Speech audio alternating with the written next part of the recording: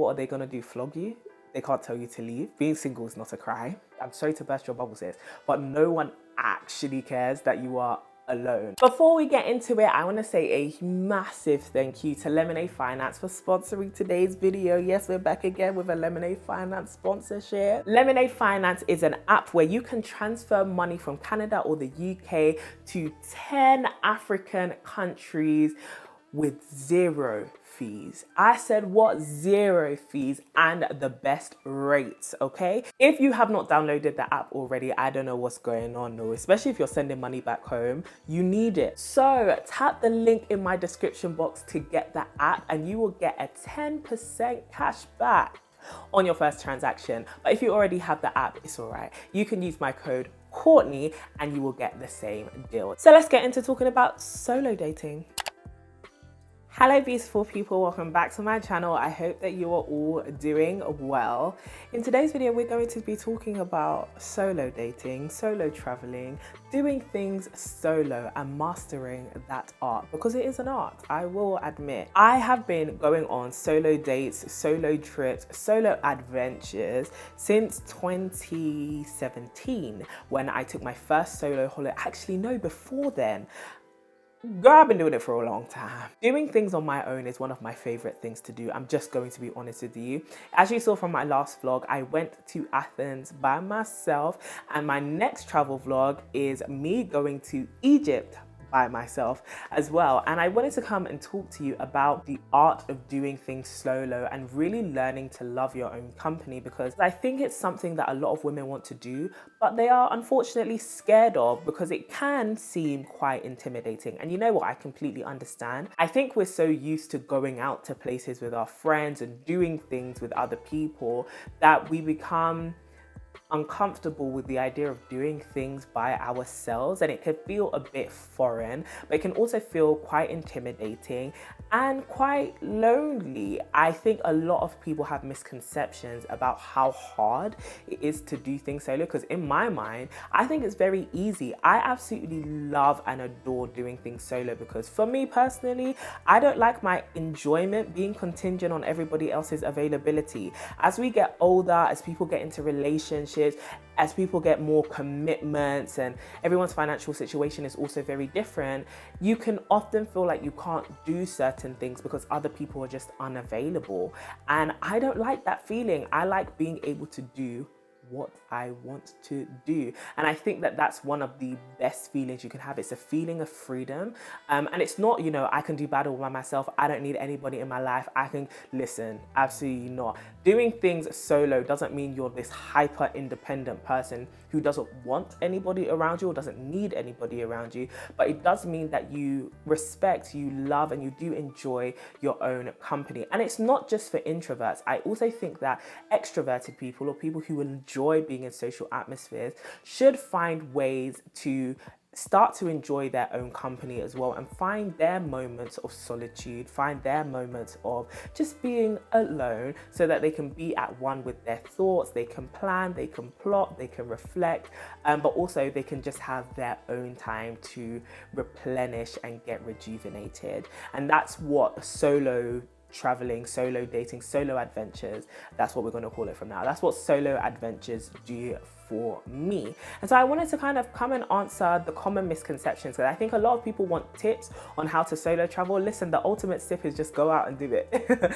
Honestly, I can't give you a step-for-step guide on like how to do things solo. I probably will make a video on like how to solo holiday, because I think that there are other things that you need to think about in terms of going on holiday by yourself. But I think really and truly the only tip to, you know, getting used to doing things like solo dates, solo adventures, going, you know, to a restaurant, going to a cinema by yourself is literally just get up and do it. So I thought the easier way to actually do this video would be to confront some of the fears people have about doing things solo. I have definitely been there. You're thinking, will people think I'm lonely? Will I look like a weirdo? Will I get bored? Do I even like my own company? Let's talk about it, baby girl. First things first, and the one that I pretty much hear the most commonly is, what if people stare at me and they think that I'm alone? Well, what are they gonna do, flog you? They can't tell you to leave. Being single is not a crime. being alone is not a crime. Yeah, it can sometimes feel awkward, like especially if you go to a restaurant, for example, and they're like, okay, table for one, all right, cool. And then they start clearing the stuff and it's like, it's just me at this table. But really and truly, you realize that it really has no social consequence whatsoever to be somewhere by yourself. Let me be honest with you, sis, let me burst your bubble. People probably aren't gonna notice you anyway, all right? It's not like in the movies where it's like, oh, that person is by themselves, you know, and it's Valentine's Day and they're in a romantic restaurant and everyone around them has dates and they don't have a date, and it's just they end up like buying a million breadsticks and just sobbing over their food because woe betide them, they're alone.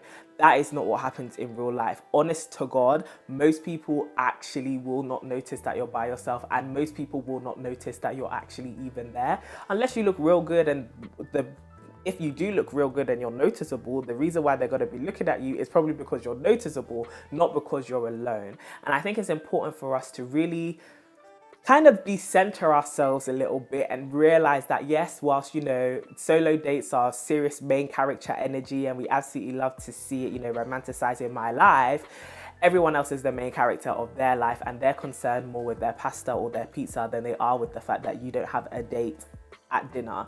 That's not what they're thinking. And even if they are thinking that, no one's going to say that to your face. And trust me, most people, no one, if I'm going to be honest, is thinking that. And to be honest, you don't have to take yourself to places where you know people are going to be going with groups or with dates, right? Personally, I don't care. If I want to try something and I can only go by myself, then I'm going to go by myself. But I will try, if I know that this is a place that people usually go to with their friends or they go to with their partner, I will try to like find myself a little date, you know, find myself, get one of my girls to come with me, get somebody to take me out, whatever it may be. I just won't go to those places by myself. However, if it's a place that you can go to by yourself, you're probably going to find other people there by themselves. The cinema is the perfect example of this. No one is going to see that you are by yourself, all right? I love going to the cinema alone because what's anybody's business about me? I'm here watching the film, you're there watching the film. Who cares? And that's the thing you need to remember. No one cares. Like, no one actually, I'm sorry to burst your bubble, sis, but no one actually cares that you are alone or you're by yourself doing something. And actually, it's great to be able to do things solo because you can meet people whilst you're there. If you do feel like, I want to do something, but it is quite a social atmosphere, great. It means that the people that you're going to meet there are also in a social mood. And it's great to be able to meet new people. Yes, it does take you stepping out of your comfort zone if you are going to go down that road because you have to speak to strangers, etc. But that's great character building. We absolutely love to see it, all right? The next fear I think people have is, won't I feel awkward? And you know what? At first you actually might, because it may feel weird not having somebody to talk to, not having somebody to maybe share your thoughts with. But honestly and truly, that feeling of awkwardness goes away in like the first 2 seconds. Like, I think personally, the more you do it, the less awkward it becomes. And I think it's actually important for you to find some kind of way to keep yourself occupied. So something I do is either I people watch, I love people watching, but also you can read a book, okay? If you're going to the cinema, then you're already occupied, you're watching your film, you're eating your popcorn.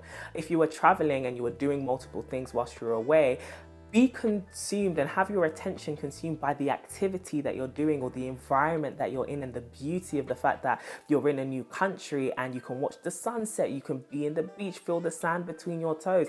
Immerse yourself in the experience. I find that because, you know, and I love other people's company, I think it's absolutely great, but sometimes we can be so immersed in the company, right, that we're not necessarily immersed in the experience or the food or whatever it may be. I think doing things solo allows you to be in that moment, present in the midst of the thing that you are actually doing. And I thoroughly enjoy that. If you are somebody who likes trying new food that maybe your friends don't like, it's great because now you can go and do these things by yourself and you can just engage in that activity. But also great things like, let's not act like you can't do anything. Just because you're going somewhere, you know, alone or solo doesn't mean you have to sit in silence, you know, the whole time.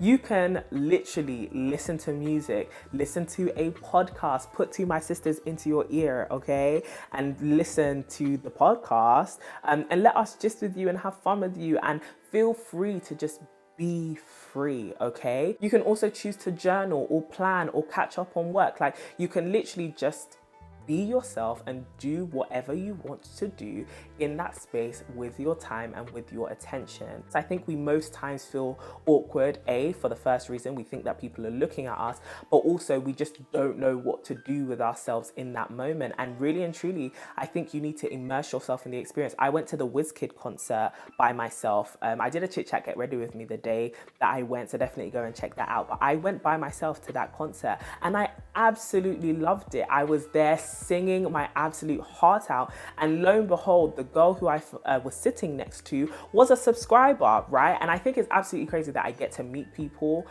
whilst I'm out, and I really appreciate it. If you ever do see me, come and say hi. We can have a good old chin wag, all right? I know that most people don't have that kind of experience. You're probably not going to meet a subscriber whilst you're outside. The truth is, especially with like a concert or an activity or a museum or whatever it is, you're gonna meet people who also like the thing that you like. You are on common ground, and so it's great to engage in conversations about that thing. And so even though the girl on my left knew me, the girl on my right did not know me, and yet we were still vibing. Why? Because we're on common ground. We both love WizKid tunes, and so we were there singing our heart. I'm looking for Cameroon. Who's going to judge me? We came here to dance. And number two, you don't even know that I'm here by myself. And number three, even though I'm here by myself, I pay for the ticket, I pay for the seat. I'm about to have a good time, okay? And no one should rob you of that, okay? Especially, and even if no one is trying to rob you of it, don't let awkwardness and yourself and your overthinking or your anxiety kind of rob you of the fact that you're in a really good moment, and you can make an amazing memory in that moment if you just relax, get out of your own head, okay? The third thing I think a lot of people combat with is, how do I stay safe? I think that there is a security that being with other people provides you, especially when you are traveling. And like I said, I think I might make a completely separate video on solo holidaying and the things that you should bear in mind. Let me know if you'd want to see that video. But I do think that when you are outside, you do need to take safety precautions, especially I think as single women, especially as women who can be hyper visible. For me personally, as a black woman, as a plus size woman, as a tall woman, whatever it may be, I do sometimes feel like I am hyper visible, right? And so I do keep in mind those things, and it does inform where I go, unfortunately sometimes how I dress, the safety precautions that I take. And I do think that there is, whilst it can be unfortunate that we have to do these things as women, I think especially when you are solo, sometimes you just have to take safety precautions. Now, those things are totally dependent on what you feel comfortable with and what you feel like there is a need to do. But I do think when you are solo, you should think about your safety. But like I said, I'll talk more about this in like the solo holidaying one specifically, because there are tips and tricks that I do when I am traveling by myself. But in terms of feeling safe whilst you are outside, especially when you're by yourself, make sure that you're in places where there is quite a few people, and also just be aware of your surroundings. So I'm always aware of like my stuff, where's my stuff, who is near me, and just be vigilant, you know, as much as you're immersed in your experience and stuff, just be vigilant of what's going on, especially because no one else can really do that for you. Like, you can rely on the good hearts of the people, you know, who are in the vicinity with you, but I think it's important for you yourself to have your wits about you and just be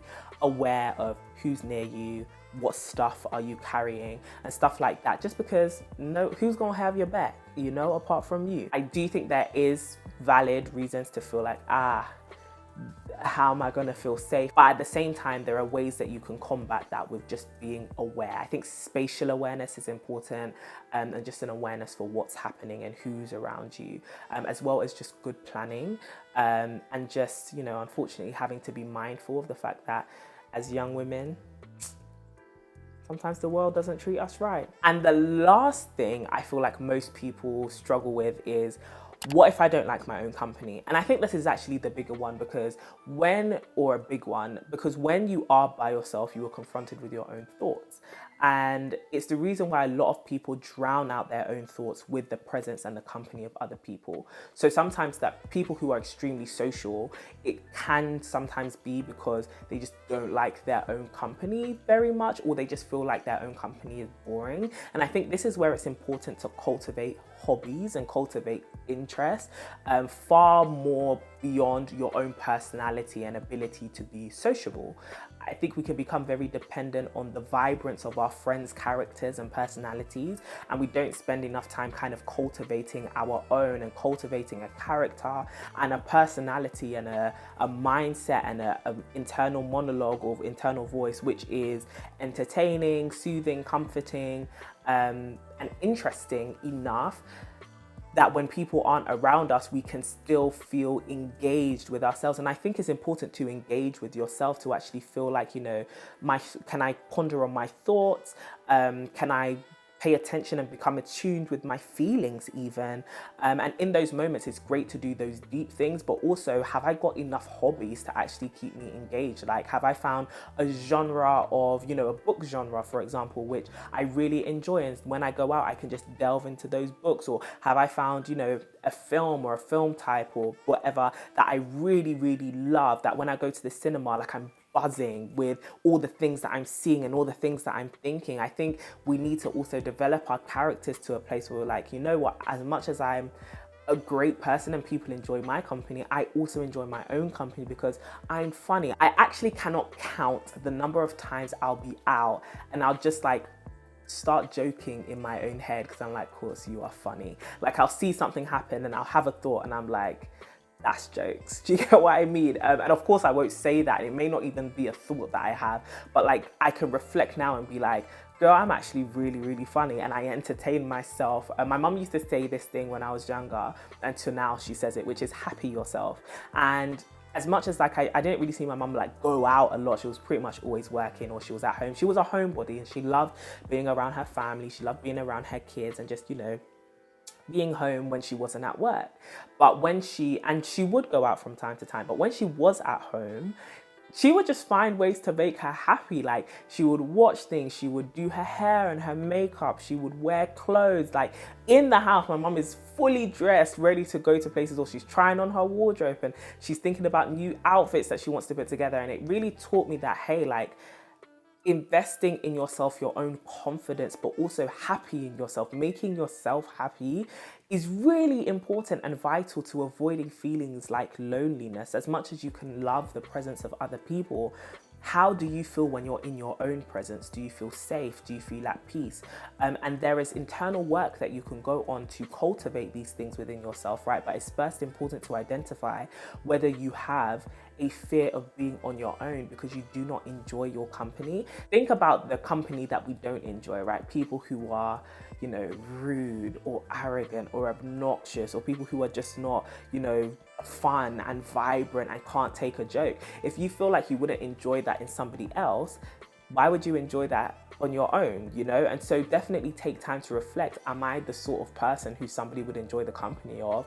And even if I am, do I enjoy my own company, right? And it can be a great source of self-assessment, but I think it's important for us to really assess and think about whether we like ourselves. And I think the way you work on that is by, like I said, finding ways to make yourself interesting and finding things that you genuinely love to do so that you're not just in your head. You don't go to restaurants and cinemas and just sit there silent, you know? No, you're having thoughts racing through your head. You're being stimulated by the things that are happening around you, and being able to cultivate that, like, I'm actually immersed in something which I find interesting, and it's given me, I think they call it endorphins, and I'm feeling happy and all of these things. I think that those moments are what makes solo adventures enjoyable, when you realize I'm doing something that I love, or I'm experiencing something that I'm really enjoying. But you won't be able to do that if you haven't got any kind of clue about what you even find interesting as a person. So really take it as a time of self-discovery and exploration into new things.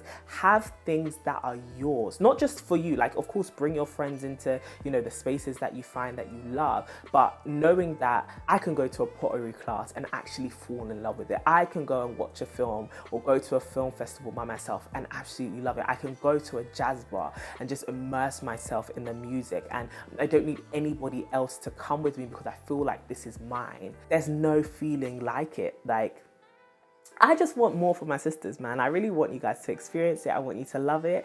If you do end up going on a solo adventure after watching this video, come back and comment. Or if you have gone on solo adventures recently, definitely comment your experiences down below. Have you ever had any like apprehensions or fears surrounding, you know, solo adventures? If so, how did you overcome them? What do you feel like you're still battling with? Let's talk down in the comments down below, and please share your wisdom with each other. But as always, keep it respectful down there. You know the deal already. If you haven't already, please subscribe to my channel and turn on your notifications so that you never miss a video from me. I will talk to you all very soon, and as always, stay beautiful and stay blessed. Mwah.